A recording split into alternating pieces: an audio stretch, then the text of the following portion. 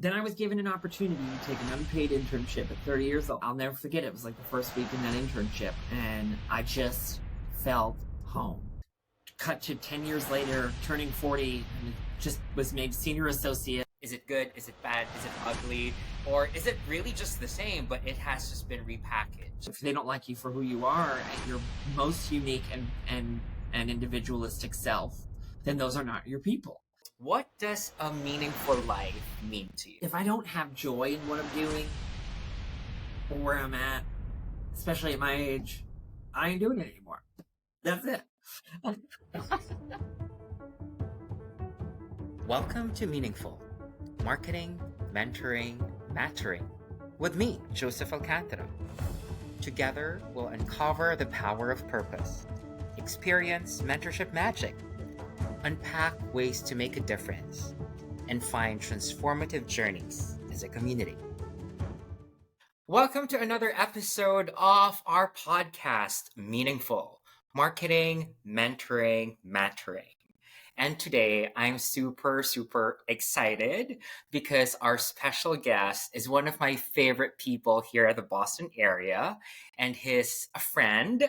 But aside from that, he is also a veteran communications professional with over 20 years of experience working with brands across a variety of industries to help tell their unique stories authentically, boldly, and strategically.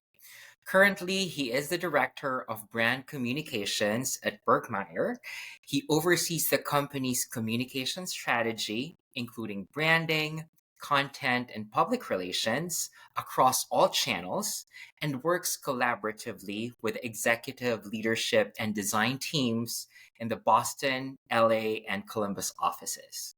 He began his career in Los Angeles across various roles within the entertainment industry, then landed in the creative agency world, where he became instrumental in building and implementing numerous PR and go-to-market communications plans. A proud member and advocate for the LGBTQ community, he serves as a member of the board of directors for SpeakOUT Boston, the oldest LGBTQ Speakers Bureau in the country. Please welcome my friend, JJ Nelson. Hi. First of all, again, thank you for saying yes to this and welcome to the podcast. Oh my gosh. Thank you for asking me. No, honestly, it's an honor. And I'm just, I thank you for all those kind words. I could not feel more the same about you. So. Love the Mutual Admiration Society. That's why we're friends. Yes, that's why we serve the same nonprofit. You have to support. But first of all, JJ, for those who are listening to us today, our topic is all about shattering the boundaries, especially from someone who's queer and eventually landing into a great leadership role in the marketing field. Before we dive right into the details, how you've reached that, can you share with us first your meaningful life story from your childhood to where you are today, both personally and professionally? I think my meaningful life story from childhood, what I always remember is just always being curious, right? I was curious and I had so much tenacity and excitement and interest for things, and I was never afraid to explore uncharted territory. And even as a kid, as a little gay JJ that didn't know he was gay yet, you kind of learn that you're different pretty quickly. At least for me, I did. And so I really sought out things in my life that were that welcomed me, that made me happy and filled my cups with all the things I needed. And that kind of that mentality of being curious and never being afraid to just try something new is kind of what I always feel like has kept me through to where I am today. I think that is really kind of the catalyst for me moving out to Los Angeles. My whole family's from here. I'm the youngest of 4 children. Traditional Boston middle class, lower middle class, working class, Irish Catholic family, all that stuff. Our sights weren't always set so grand, and there were a lot of just struggles and challenges that I had to get through that were outside of just what I grew up knowing, and it has nothing to do with nothing bad about how I was raised or anything. It's just more so about the fact that you only know what you see, right? So I had my Uncle Jim, rest his soul. He loved California. And so California was always, he traveled there for work all the time. And so he would go there all the time and come back and bring us UCLA shirts. And he was pretty much telling me I was going to UCLA when I was 3 years old. So I didn't go to UCLA. However, I knew that I always was interested in California. I went there for another reason. I was interested in being an actor, and I've had very, very big aspirations and dreams for that. And I think, one thing I'll say to you about a meaningful life as a child is that I always dreamed. I dreamed so big, and I never stopped dreaming. And I didn't think anything was impossible. And I think that is a testament to the fact that I did have enough people in my life to let me know that dreams are possible. They can come true, and you don't have to settle. But when I finally decided to move to Los Angeles, I was a wheeled 20 years of age. And I immediately realized that I didn't like the word no. So when I was going on casting auditions, and I just kept being told I was too gay or too feminine or too, ugly or too, the things that they say to you out there were atrociously awful. So you have to have a really thick skin. And if you don't build it fast, it's just not going to work for you. But to that end, I did end up loving the industry. I loved the people, and I was lucky enough to meet some really close friends in my first few years out there that actually brought me onto the other side of the industry, to casting and into talent management, and that's where I thrived. I worked for some really great casting agencies. Lisa Fields Casting, I love her so much. Worked on TV, worked on film, worked on commercial. My mentor throughout the whole time that got me into that was my best friend, dearest soul, Johnny Barba.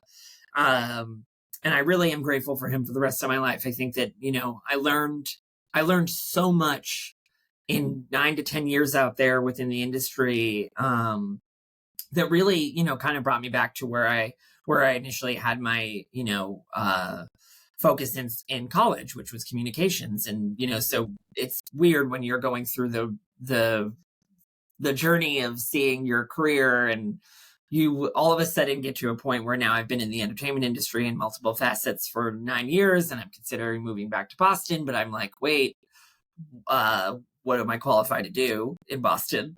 A lot.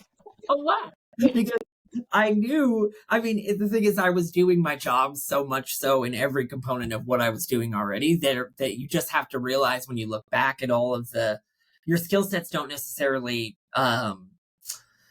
they don't necessarily tell you right out what that is, right? So you have to find the path that gets you to realize what your true purpose is, and professionally, at least, I'll say that.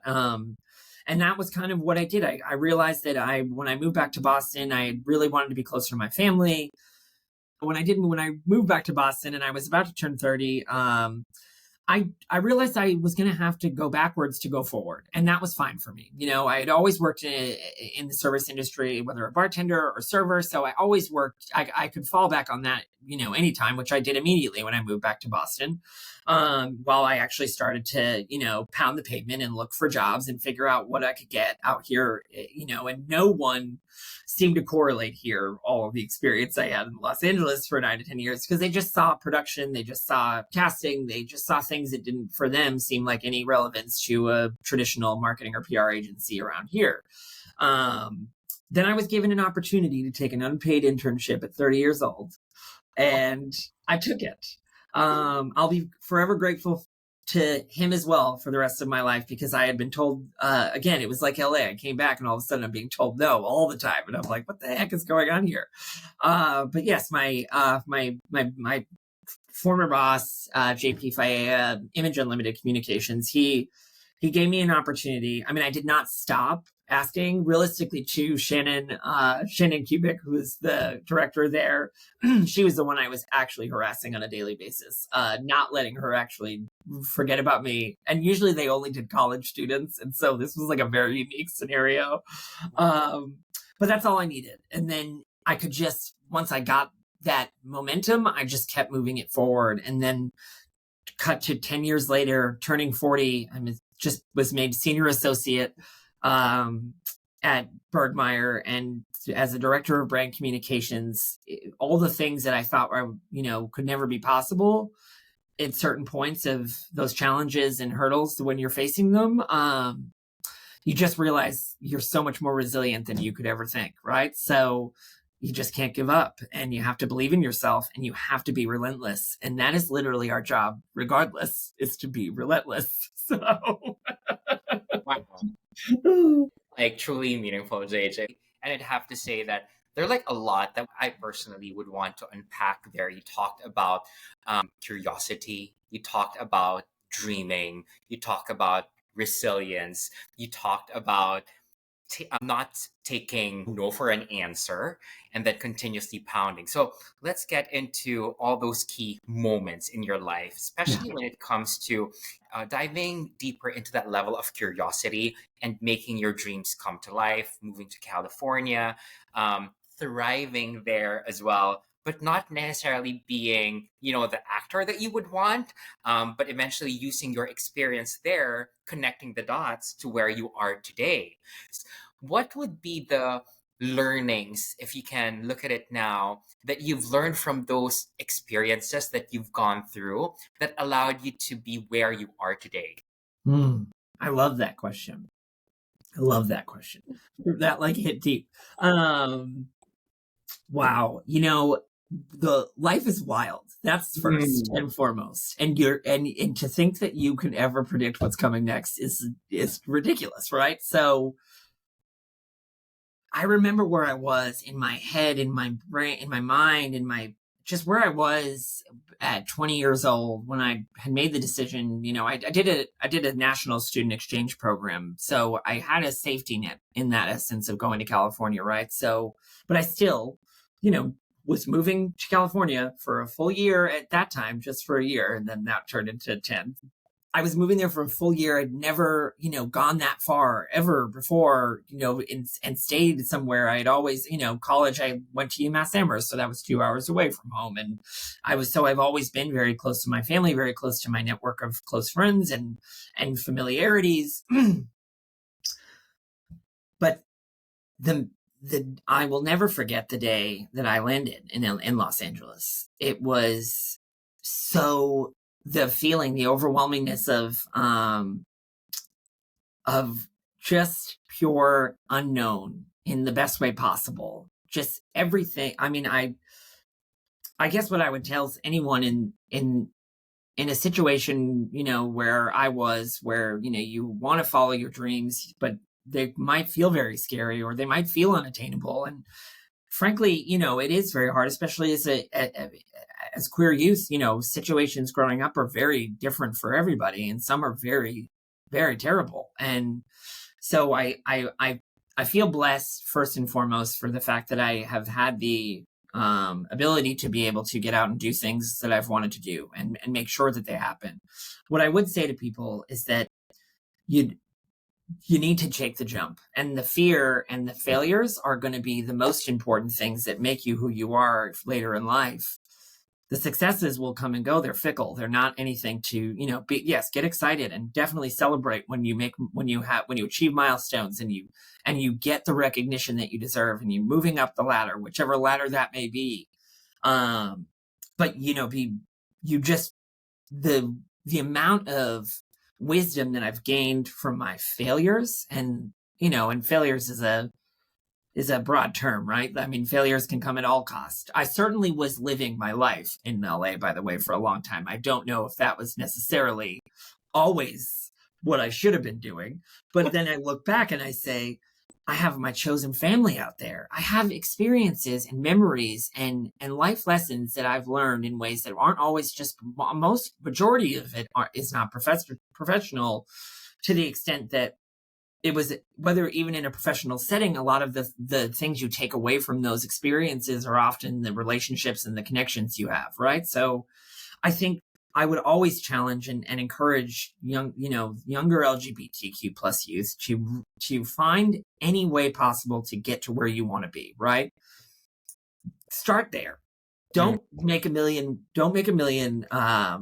agenda items that you have to achieve, because then you'll fail and you'll just feel bad and you'll leave. So that's it. So start small, get one step at a time, and let life take you on its journey as you continue on. Surround yourself with like-minded, good, kind, honest, and pure people, people that you consider your people. Find those people that are going to lift you up and encourage you and bring you along there to the road to success with you. Don't overthink yourself. Don't overthink other people. Don't overthink anything. Just be present if you can. I think that was a big journey for me in my 20s in LA. Was I had made great friends. I was lucky to be able to always know how to work and find work and do those things, sustain myself. But you can often get caught up in the allure of, especially in Hollywood. It's like this whole thing. And, you start to try and assimilate yourself to become someone else, which then reverts you back to being gay again, because it's like, for me growing up as a gay child, I was trying so hard to fit the mold of my two older heterosexual brothers, and my dad, who was also very straight, and even my sister. But I was like, kind of like wanted to take more of the girl stuff from my sister anyways. But the idea of trying to conform to something else, like the beauty of who we are as individuals is that we are unique, and that who we are as an individual is actually the best part of all of us. Like, there is no reason to try and be someone else. There is no reason to assimilate to a crowd that doesn't fit you. If they don't like you for who you are at your most unique and individualistic self, then those are not your people. And I think that is what carried me through. I always had felt like I was only capable of certain things, and then there was a certain shift in my life where I realized, oh no, like, you've underestimated yourself because you've allowed other people to underestimate you your entire life. The minute that you can step into your power, the minute you can actually take ownership of yourself and celebrate that and be unapologetically you every single day in the world, obviously making sure that you're kind and being thoughtful around others, that's when you're actually just going to be able to soar. And, so take the chances, face your fears, explore the unknown, and stay curious every single day of your life, because I think that is what will, every day I get better for myself, because I'm continuously learning and I'm constantly challenging my brain to think outside the box. And that's a testament to the people around me, but it's also a testament to myself, right? Because I never allow myself to feel like I've had to settle, or feel like, that I've hit a shelf, because I'm not going to. That break them is all. beautiful. Beautiful advice and insight, especially for, the younger folks in our community, most especially. I mean, like, just being curious, finding your tribe, your chosen family, planning like one step at a time, and then making your authenticity your superpower. This is like beautiful. And I think everyone should embrace that. You've touched upon, JJ, about your family and how straight your brothers are, and of course your dad is. Now, looking at the level of support and the level of love that you've had from your family for being who you are as a gay child or man, how was that like? I mean, did they accept it, embrace it, supported you, and how did that help or hinder you when it comes to your success, when it comes to choosing your career? These questions are really, really good. I'm going personal, JJ. No, I'm I kidding. love it. My family is and has been at various levels, just always supportive. My brothers, although albeit so straight, uh, have always loved me for being weird, right? So I think my siblings have always been that way. My mom has always been my just like biggest cheerleader. My grandmother, and my grandfather. My grandmother was the one that got me into theater. She actually put me in a summer program that changed my life because it made me realize there were other people like me, and I was like, this is amazing. And I thrived in it. I thrived in that. So I will say that at so many steps along my journey, my family has always been there to pick me up when I've fallen down, to pick up the pieces when I couldn't, when I didn't have the strength. I was my own worst enemy. I was the biggest challenge I had. And I say that with, the caveat that there were a lot of other things. My father had passed when I was 15, and I often wonder like how that would have gone had I had to come out with him there, because I didn't come out till I was 23, although there were plenty of people in my life that knew I was gay before I did. So Don't worry. Exactly the same thing for me, finally. So, and that was kind of how my coming out story is that like they were I was coming back from Los Angeles for the summer, and they're like, he either needs to go to rehab or he's gay. And it was very sudden, and I just like had decided to sublet for the summer, and I had gone through my first like real breakup, but not breakup. It was like a situationship that I just fell in love over. But it was like that moment in time where it's exciting, and then I've had my heart broken, and I was like, I'm leaving. I have to go home for the summer, and I just need to get out of here. Ironically, I sublet that room to the person that broke my heart, which is so crazy. But thank you for paying my rent. So The odds and right. Or And so I will say that my family and those around me have always and it's everyone has their own role in how they supported me. Like I always feel like my grandmother and my mother always they were the champion for me to feel like I could do the impossible. My Uncle Jimma, my siblings, they were such a great guide. They really did guide me. They're very three different individuals, and they all were took very different paths in life, not crazy different, but they were just individuals. So being able to learn from them in so many different ways that they, their trajectories in life was such a value, and always being able to call them and rely on them, even if we weren't in the best place at that moment in time. Right. I really am. I feel very blessed because I think my family has, and my extended family too, but I think has always been very supportive of me. And I know that is very often not the case for our community. And so therefore I do feel very blessed and grateful for them. And, there comes a lot of work that you do later on in life, turning 40 over the past few years, being in therapy, learning more about, kind of the root of the issues that I want to get through, that are now that I'm in a committed relationship. And you don't realize all these things that you harbor until you have someone there that, kind of you bring it out in each other through, well, my partner's he's been through therapy, so he knows how to do that. And I did. So, good on him. But yes, long of the short, my family has always been extremely supportive. And even when they weren't, they've been open to listening and understanding me more and learning from me and my experiences in ways that they never knew, so.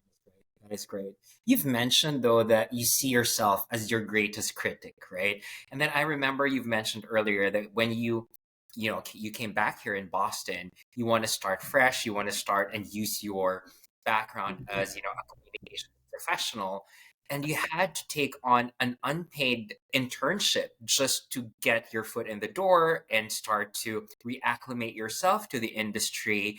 That's hard pill to swallow, especially that you already had, a vast experience when you were in California. But that led to where you are today. If you did not take that bitter pill, you did not let ego take you, you wouldn't be where you are now. So for those people who will most likely be in that crossroad as well, whether, okay, I'll take the ego out and then I'll start to learn again from scratch, reacclimate myself, and get into where I would want to be. What was the process like for you? What were your thoughts? Are you already thinking this will eventually end into something great, or are you taking a gamble? What was your thought process like when deciding that? Wow. You know, I was working 3 jobs at the time. So, Wow. right? And well, you know, because at that point when I knew I was going to take this internship, let's say months of applying, you know, to different roles at certain levels, that I needed to get a foot in the door, right? So that was just at step A. And so that's where the passion was there. I think that you just have to do it. You know, you have to do it. You have to figure it out. And I had to figure it out. So I had to work 2 bar jobs and this unpaid internship, you know, and taking on, you know, whatever random things I could to make a little extra money here and there for like whatever. I knew this was my goal. I had worked for, you know, it had been 2 years since I'd moved back to Boston when I finally got that job. And so and the crazy thing is that, you know, you can get caught up in for a minute too, because I started working at a restaurant where I was making really good money, made really good friends. I was working with my 2 cousins, which are my best. We're like cousins, 3 twin cousins. Anyways, but, I was really enjoying where I was, but I had now stopped moving. I wasn't moving forward. I was just staying stagnant, and I was living in that moment as opposed to like remembering. I had forgotten what my goal was, where I was trying to go. And so I had one of the bartenders that I worked with at the time. She had encouraged me to go to this new restaurant opening and leave my job of 2.5 years, like that I was really making great money at. And she was like, come open this bar with me, because I'm telling you, it's the only way you're going to actually go and do what you want to do, because you're not going to make the money you're making there. And she goes, and I think you need that. And she was right. And I did. The minute that I had distress, that I had that, I wasn't comfortable anymore. And I was, you know, said I rocked my world, was the minute that I would not give up again. And so I took that unpaid internship at 30, which, mind you too, I mean, that is one thing I'm realizing as I get older and older, it's never too late to start over. It isn't, and ego is your enemy, because to be honest with you, if you want to do something, you could be 40, 50, 60. There are people that graduate college at 90. I mean, you should always try. You should always go for it, but you have to leave your ego at the door. You have to lead yourself in with humility and openness and excitement and thoughtfulness, but you have to be very determined. And I think, you know, it's very easy to stay in the lanes of comfort, familiarity, safety. But if you really want to achieve things in life for yourself, and that's only for you, right? No one else should be able to tell you what you want to do or what you want to be, you know, but you have to step outside of those lanes and go into the dark, go into the unknown, explore the fear, and make it happen. And I think that when you put your feet to the fire, you're tested, and you will more often than not succeed and win and pass the test. And that is exactly what I feel like I had done at that moment in time. I think that the minute that I got into I'll never forget it. It was like the first week in that internship, and I just felt home. I felt right. It felt like everything about me was excited again in a way that I hadn't felt in so long. And that was so rewarding. I never looked back. Wow, beautiful. So it's like literally not just about the money, because, No. at this day and age, and I hate to say this, but I see quite a lot of younger folks of this generation that has that level of entitlement and also big expectations about life, that when they see real life, they realize that, oh my God, this is not what I thought life would be. And they will be suddenly disappointed and wouldn't know how to pick up the pieces. I think your beautiful, meaningful life story, that anecdote that you've shared, is just very empowering and inspiring, because, to your point, from being, someone who took an unpaid internship and did 3 jobs, became a bartender, and then leading now to what you're doing as director of, brand communications.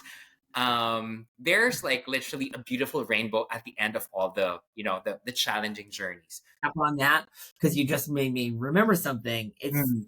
believing in yourself the entire time too, because I think that that is a really, that was critical for me. And even after, after I had, finally worked through, I went from the unpaid internship to getting hired at that company, to moving up, to then moving on, and so on and so forth. But at every level, or every turn, I you had to then have that moment of self-reflection, and you had to, your confidence is tested, your ability to feel, that you believe in yourself is tested every single time you jump and take that risk again.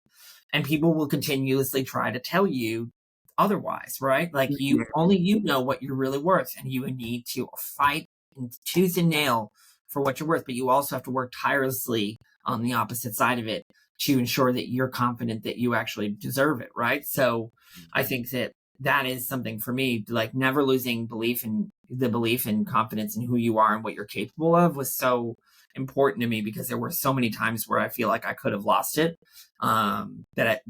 Thankfully that was still present in my heart and my mind. And that was very important. And I think, when you brought up the money thing too, that made me realize I've shifted so many times in terms of what made me feel that meaningfulness or success.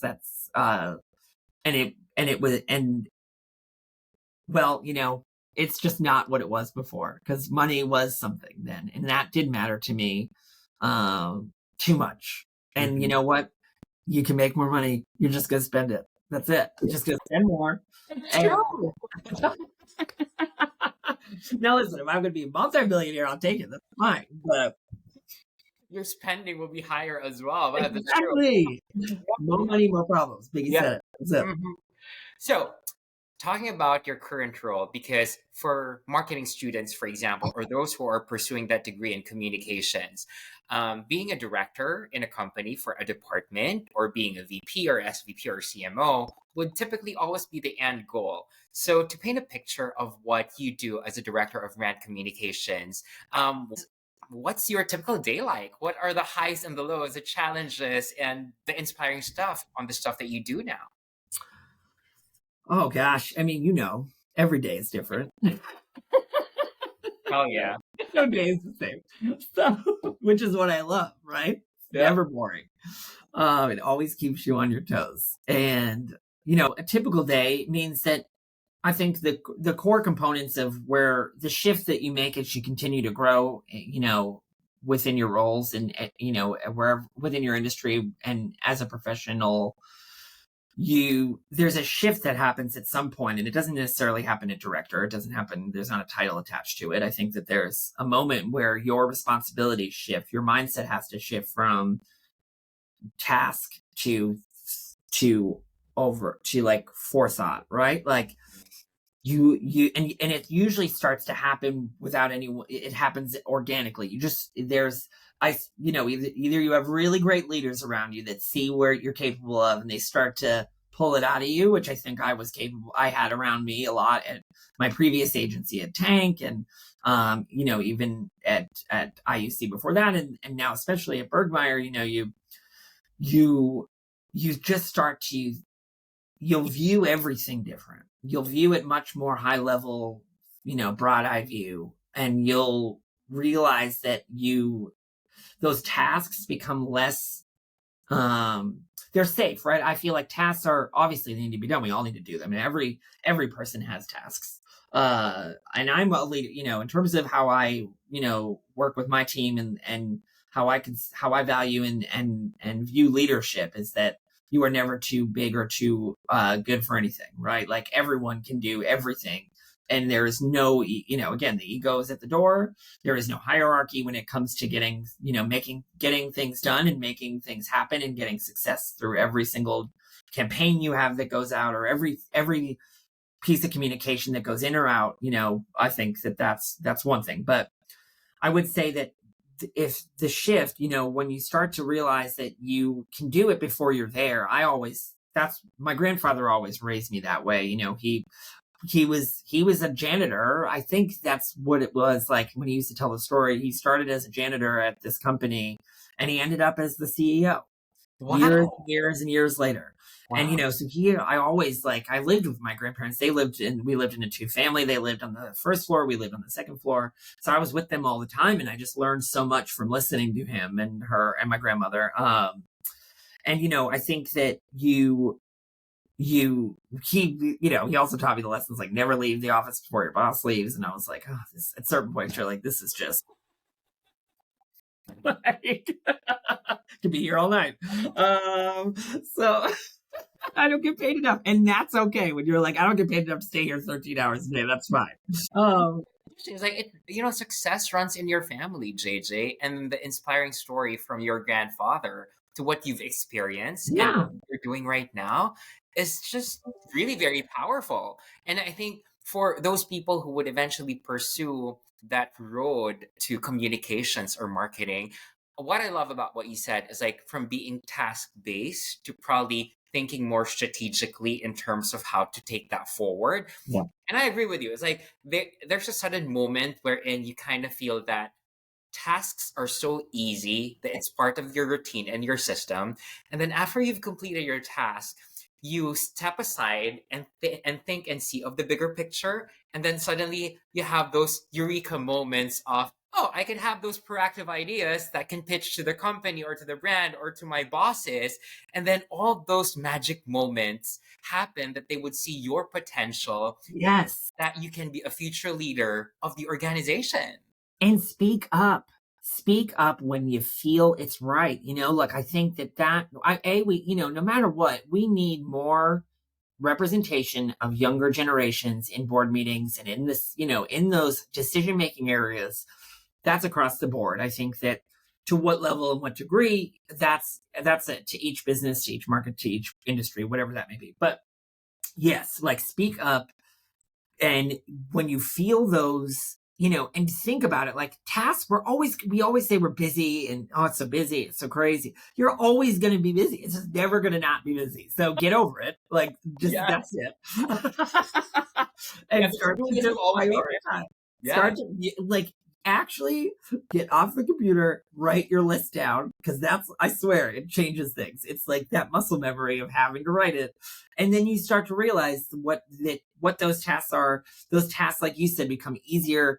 You also can then start to prioritize and just realize that's a tomorrow, or that's a next year thing, whatever it may be. Because now we're in that season right now. But it's really just more about then, no one, don't wait for someone to give you that opportunity or tell you it's your time. You got to believe it when it is. And don't be afraid to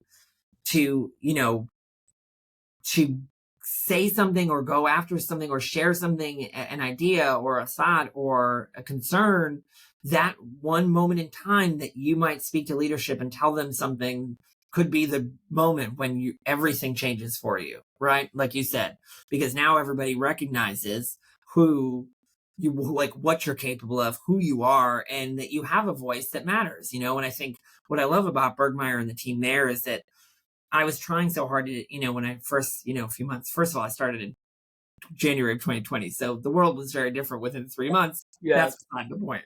But I had, one of my colleagues, in the executive committee had just kept saying to me, JJ, I could see you in our meetings, when you are trying not to ruffle feathers. He's like, we hired you to ruffle feathers.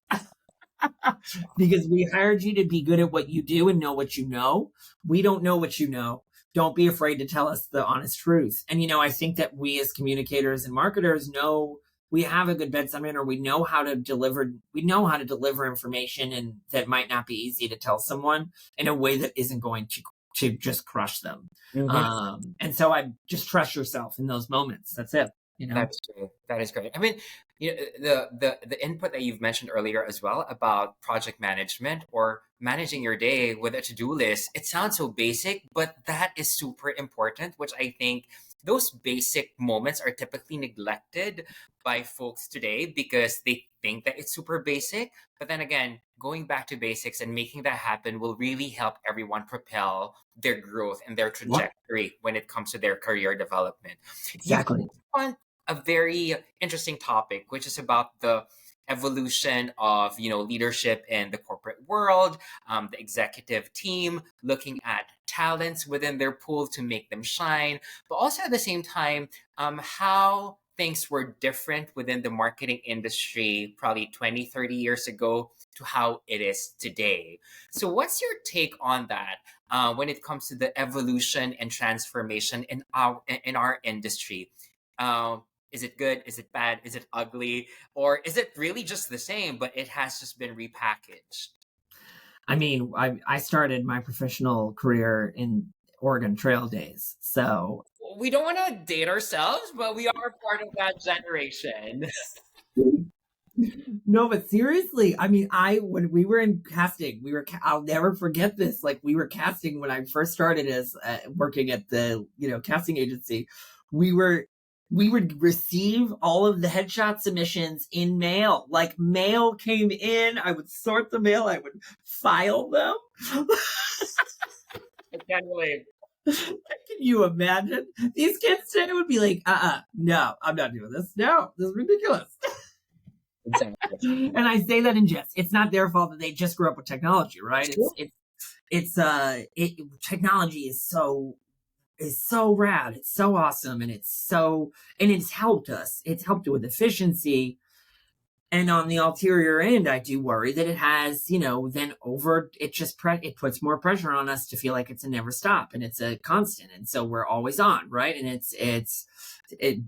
that I think learning we're going to continue as, we were just talking about this at Bergmeyer the other day. It was talking about AI and how we're integrating AI into our practice and into our day to day and into our work and all of that. And luckily we have always been at the forefront of our industry, and it's in terms of embracing technology and embracing change, because we know that it's inevitable. So they were talking about this time a long time ago when a new technology had come out, and I'm going to butcher it if I try and say what it was because it's architecture stuff. So, but it was akin to, almost identical to what's happening with AI within design right now. So I think that is transferable across every one of our industries and professions, because the technology will continue to evolve,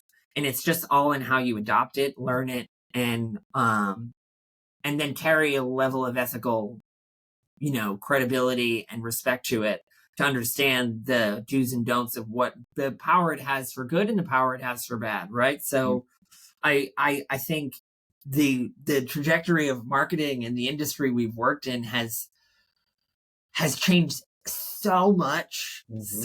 I mean, it's almost unrecognizable in so many ways, yet it's never changed at all, right? So I think that the heart of marketers, like our industry, the heart of who we are, communicators, marketers, PR people, like the heart of who we are never has changed. I go to, and I don't know if you feel the same way, but I went to a couple conferences this last year, and especially after the past few years, we've had human connections. Like, we're still always going to be human, right? So like at the end of the day, like the passion and tenacity and excitement that we all have for our profession, and the burdens that we bear to stay happy doing it all the time. Yes. Because everything is marketing. Everything goes to marketing. If it doesn't have a home, it's ours. So No, I mean, I fully agree with you, JJ. It's like, that's why I asked you that question. If you feel that, the principles and the core remain the same, it's just repackaged, because there's also a personal take to it. Like, marketing and communications is still, at the end of the day, it's about making your audience know, feel, and do something. And it always remains the same. It's just a matter of, to your point, the different technologies, the different processes, the different ways and means to make that effective or efficient. Those are the new add-ons, but the core, the heart, and the reason for being in marketing and communications remain the same.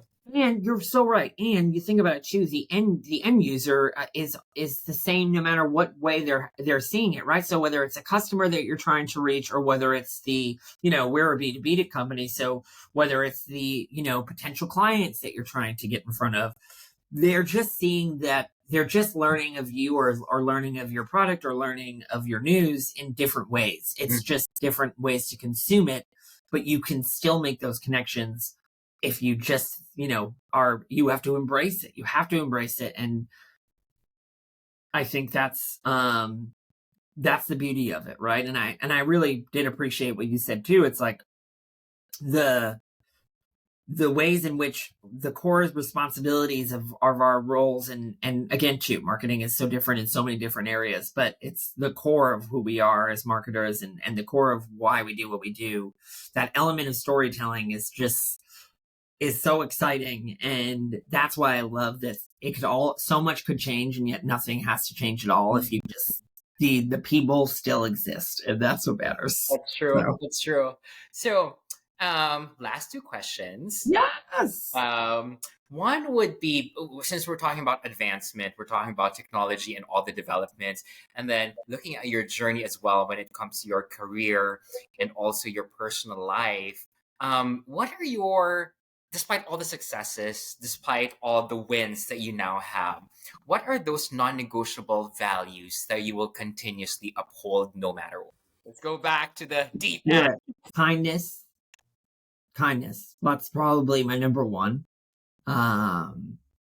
Humility and humbleness. Like, there's nothing better than humility allows people in, right? So that's like my favorite thing. Kindness is the door that opens, and then humility is the door that is the welcoming in, right? So making people feel welcome, and also like more than, like you're just, oh no, like that's where I love, those are two non-negotiables for me.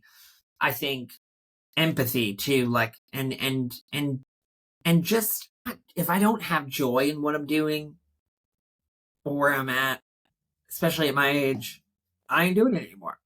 That's it.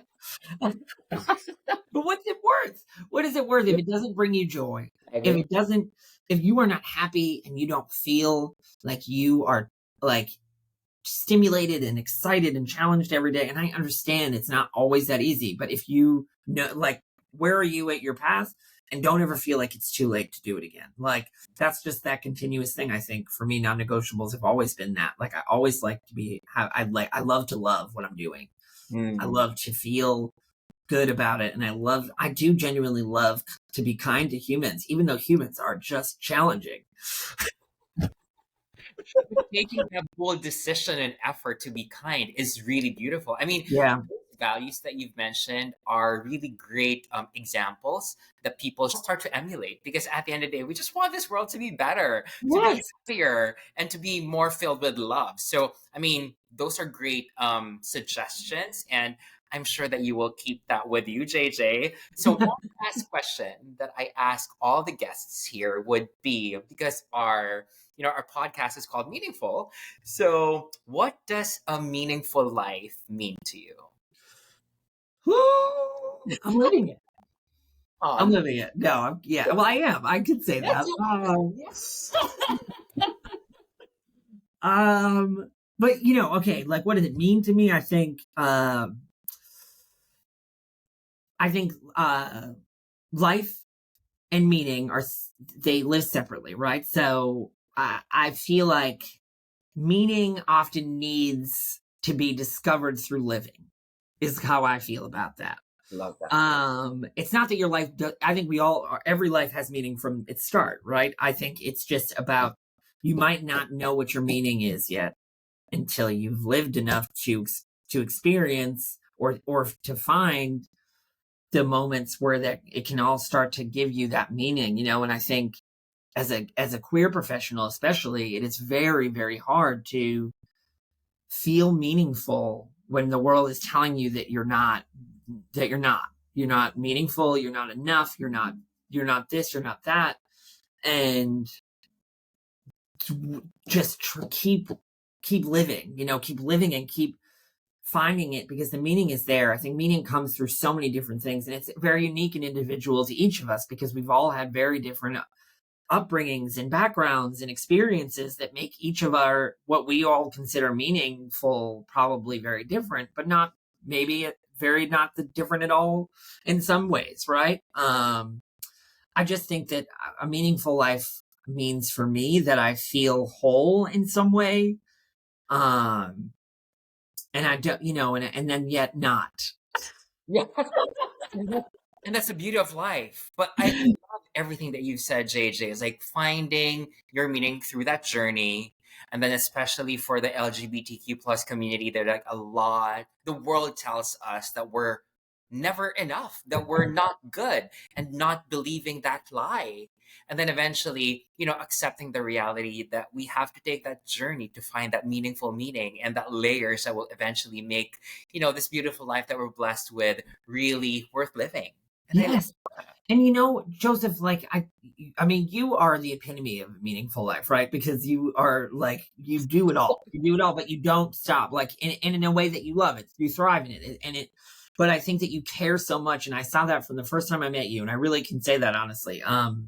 It's a beautiful quality you have. And I think meaning is, it's that feeling of purpose, and everybody has a purpose, or everyone can find a purpose that connects to them. And I think it's just about exploring enough to find that purpose, and then stepping into that power with your purpose.